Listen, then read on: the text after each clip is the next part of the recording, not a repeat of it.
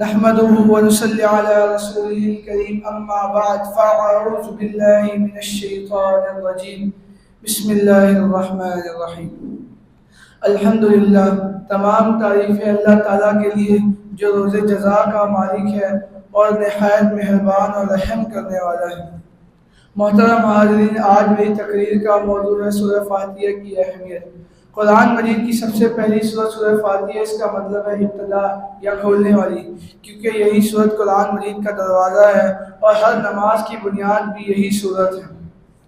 یہ سورت صرف 7 آیات پر مشتمل ہے، مگر معانی کے اعتبار سے ایک سمندر ہے۔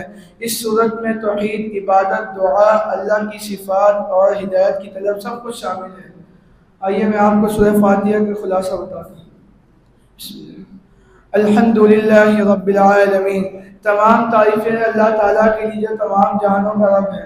الرحمن الرحیم، وہ بڑا مہربان اور نہایت رحم کرنے والا ہے۔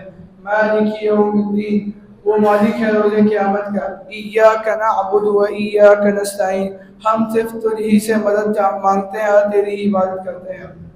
اہدنا الصراط المستقیم، ہمیں سیدھے راستے پر چلنے کی ہدایت دے۔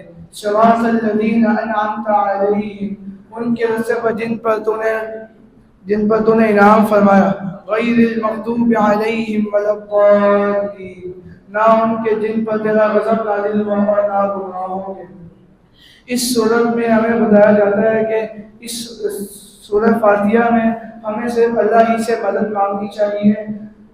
اللہ تعالیٰ روز قیامت کا مالک ہے۔ اللہ تعالیٰ سے دعا ہے جو کچھ سنا ہے اس پر عمل کرنے کی توفیق عطا فرمائے۔